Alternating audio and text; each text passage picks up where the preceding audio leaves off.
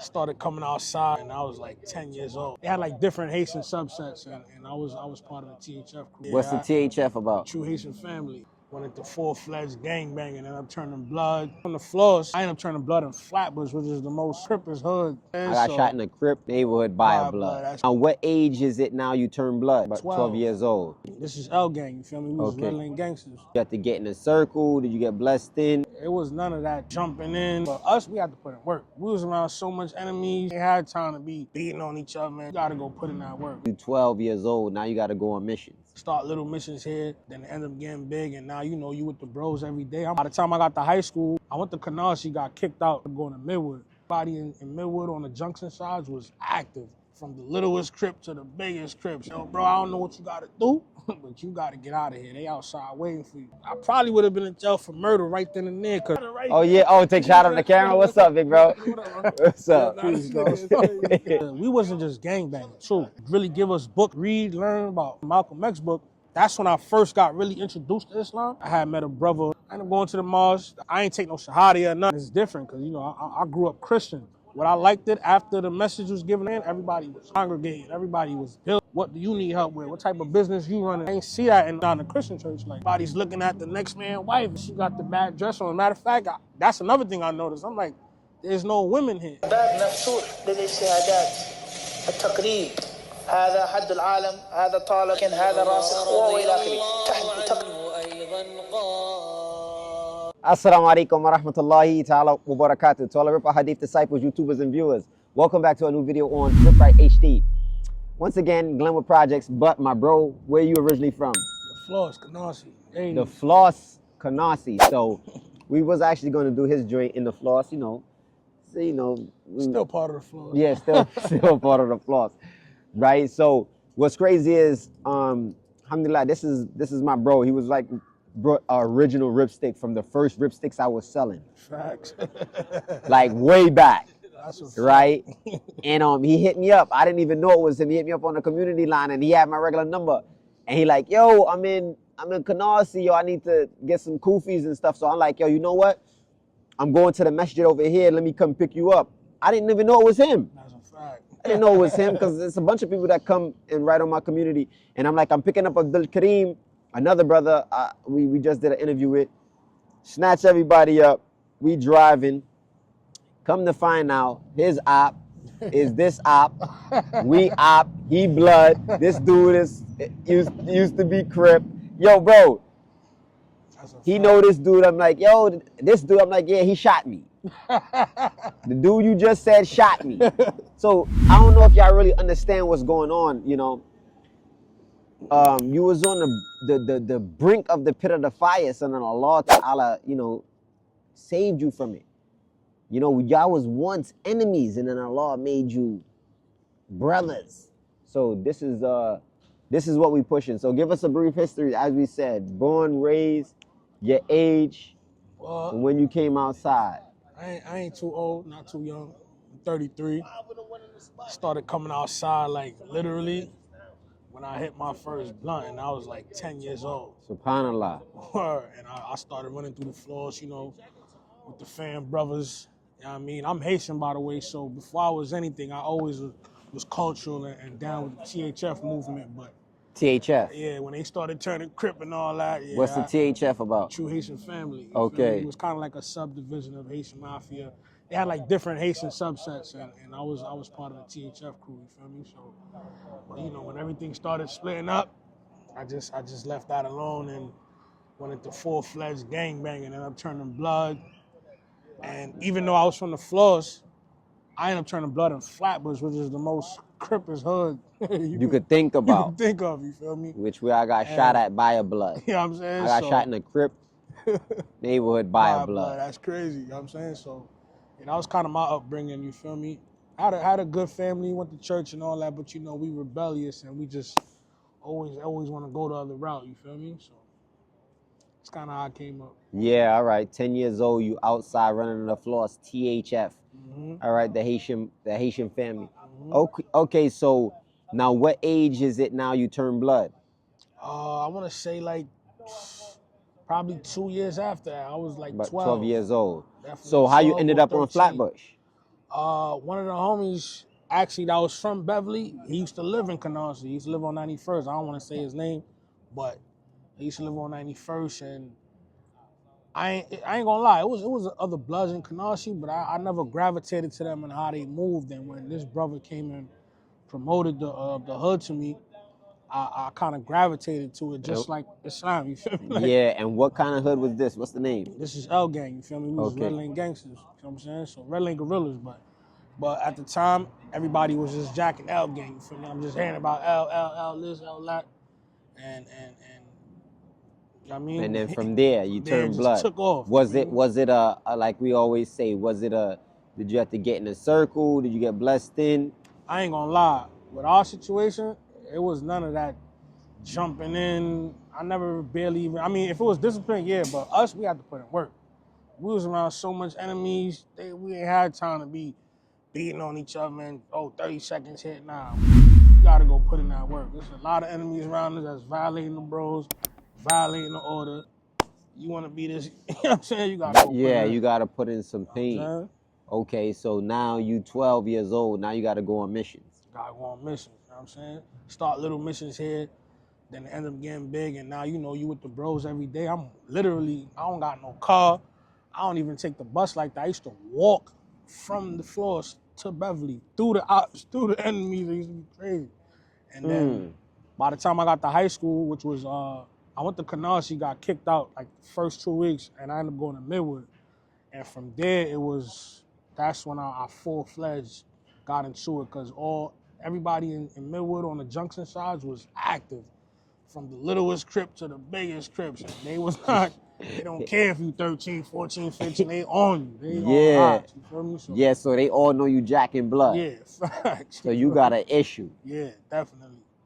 Definitely. That's how I actually ended up getting locked up, you feel me? Like, it got so real. Nigga, one of the Crips I know, you feel me? He came in the classroom, he said, yo, let me holler at you real quick. He said, yo, bro, I don't know what you gotta do, but you gotta get out of here. They outside waiting for you.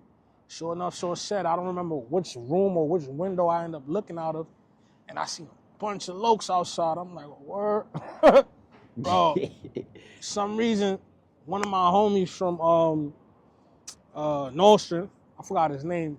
Matter of fact, I do know his name. I don't even want to say his name. He pulled up on me, and he was like, yo, bro, don't even worry about it. I got you, man. We went outside, and I was ready to blow something. I was ready to go crazy, but I ain't gonna lie. If it didn't go how it went, I probably would have been in jail for murder right then and there, because the boys was watching everything at that time, you feel me? Like the back blocks in Millwood, they used to be in D cars. And bro, so I came out not playing with nothing, because they was really on time, and I really backed out. The car just came out of nowhere. Everybody get down on the floor now, don't move or I will kill you. Bro, my pants dropped off. Yeah. I'm like, what the Nah, homie. That was my first gun charge. I think I was like 14. I was 14 at that time. Ended up going to 70th precinct. And that yeah, there, so luckily you ain't start spraying. I didn't. They were about to spray me. If I had started spraying, police would have gave it to me. I ain't gonna hold you, because they ain't look like the lokes came over there to come gun butt. They was ready to jump me, you know what I'm saying? Yeah, they ain't have no straps. Y'all young. Came on different time. And that was my first charge ever. First gun charge at 14 years old. All right, so you L gang. Did you ever hop a set, switch? Never. So you stayed L gang the whole time? Stayed L. And I ain't gonna lie, even before the L era, I mean, I'm from the floor, so, I was with the homies. I was from the 90s, 80s. We was jacking Stone and G-Shine at the time, but all them niggas was not even real right. It was fool, so, it's not, I ain't get real right until I started hanging with the bros. They're facts. That's a fact. Yeah, inshallah. Yeah, okay, so that's dope. And you so you was never like living on the bush. You just used to be back and forth. Yeah, facts. Yo, yeah. Oh, take a shot on the camera. What's up, big bro? What's up? Allahu Akbar. Yeah, so this is interesting. All right, so when did the Islam, like, where did that come about? I ain't gonna lie. Islam, me being blood, like I ain't gonna front. We wasn't just gangbanging too. We had to learn. We had to learn a lot of lessons, and as far as just being a black man, period. Let's just put the gangbanging aside. Like the bros used to really give us books to read, learn about George Jackson. I'm talking about Huey P. Newton. The Yeah, revolutionaries. I'm saying? So it kind of instilled in me, and most of those brothers, and when I got to the Malcolm X book, that's when I first got really introduced to Islam, and I realized like all of it coincided, you feel me? But I still didn't really gravitate to it. And it was not until like, I wanna say like, 10 years ago, like 2012, 2013, around them times. And I had met a brother from down south. He came up here, and I was just gravitated to him. And I ended up going with him to the mosque with him. He said he came up here to meet brothers that was Muslim already. I ended up going to the mosque. I was 𝗥𝗣𝗣𝗦𝗧 on Fulton and Bedford. Yeah, Bedford and Fulton. And I ain't take no shahada or nothing. I'm just, just seeing what's going on. And it's different because, I grew up Christian. And, everybody's praising Allah. They having the message, kind of like other churches. But over here, what I liked it, after the message was given, everybody done was praying, everybody was congregating. Everybody was building each other, on trying to get closer to Allah, but also, what do you need help with? What type of business you running? Or how can I help you with your business? And I'm like, dang, I ain't see that in none of the other, you know what I'm saying? And especially not in the Christian church. Like, everybody's looking at the next man's wife, and she got the bad dress on. Matter of fact, that's another thing I noticed. I'm like, there's no women here. But when I came in front, I seen the women. They was going in a whole different section. So I'm like, okay, that's another thing that dawned on me. I'm like, all right, it's really about, you feel me, learning what Islam is about, and not, stop eyeing my wife, my boy. You know what I'm saying? And that goes a lot in the church. You hear all these stereotypes about priests and pastors and all that, and I don't get that vibe from when you walk into a mosque or a masjid. And I don't remember what date exactly it was, but I ended up taking my shahada, and I still was outside gangbanging.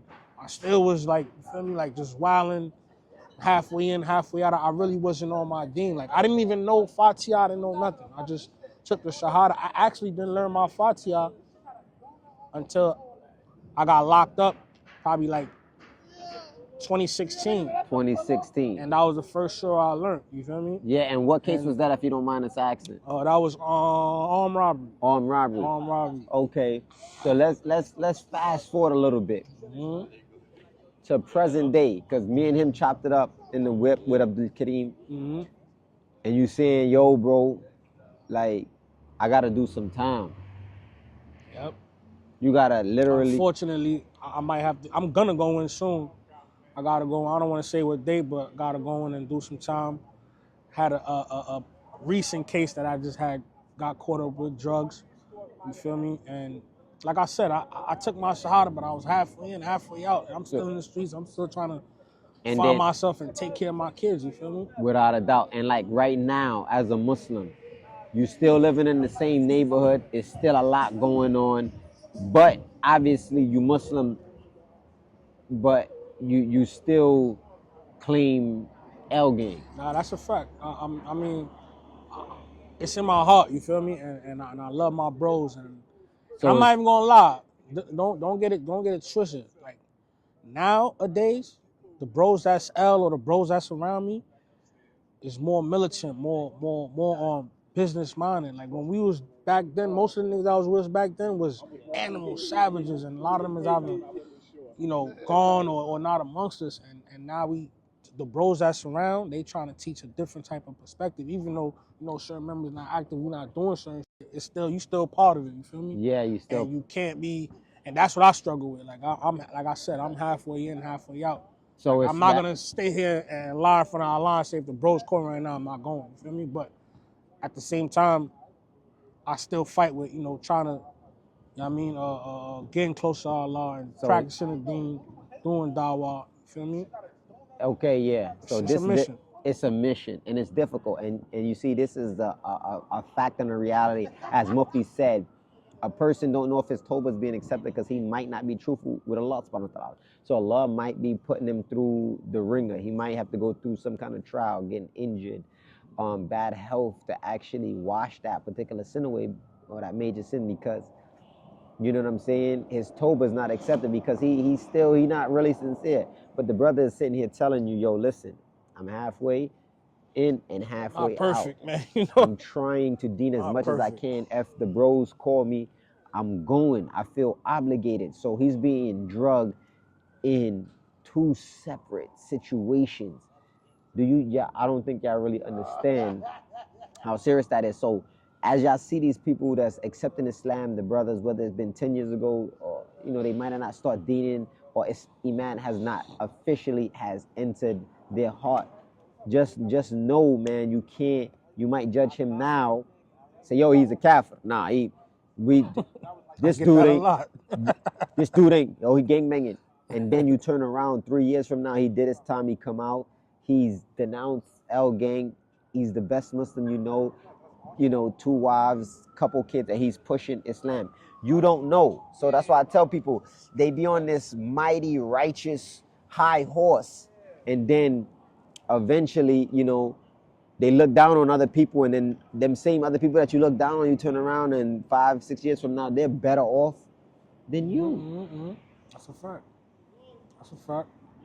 So what you gotta say to the youth, bro, like, that's going through what you're going through, and you haven't finished conquering your journey as a Muslim? There's but so much I could say, but I'm gonna say this though. First of all, the times is different now. Like, we have social media, you know what I'm saying? We got technology. I mean, and back in my days, we was outside all day because we ain't had nothing to do in the crib. Like, we had Nintendo, I'm going outside, cool, I'm with the gang. But now, whether you gang or not, the first thing people do when they wake up is get on that phone. You look down, you already sucked in. You feel me? So Yeah, you already, if you don't got the mentality to even try to stay on the thing, just try to surround yourself around the bros, or surround yourself around people that's just doing positive. Even if it's not, you want to be Muslim, or you don't want to be, you know what I'm saying? Just surround yourself around people that's doing positive. Because you surround yourself around 4 broke people, you're going to be the 5th one. Just put it like that. You know what I'm saying? So as y'all see, we here with my bro. And what's your Islamic name? They call me 𝗥𝗜𝗣𝗦𝗧𝗜𝗂. And what was your AKA? Bones. Everybody know me as Bones on the street. You know what I'm saying? So we just ask that Allah subhanahu wa ta'ala increase Bones in faith, and you know, and put him on the Sirat al-Mustaqim, and allow this particular prison time to increase his ilm of Islam, and give him the proper understanding and the education, and to learn more surahs of the Quran, and, you know, give him that which is good in this life and the hereafter. And we appreciate everybody for tuning in. But just know that there are your brothers that's out here still struggling and striving and trying to end that vicious cycle. Stay tuned, y'all. Stay ripped, 6-pack, big back, big facts.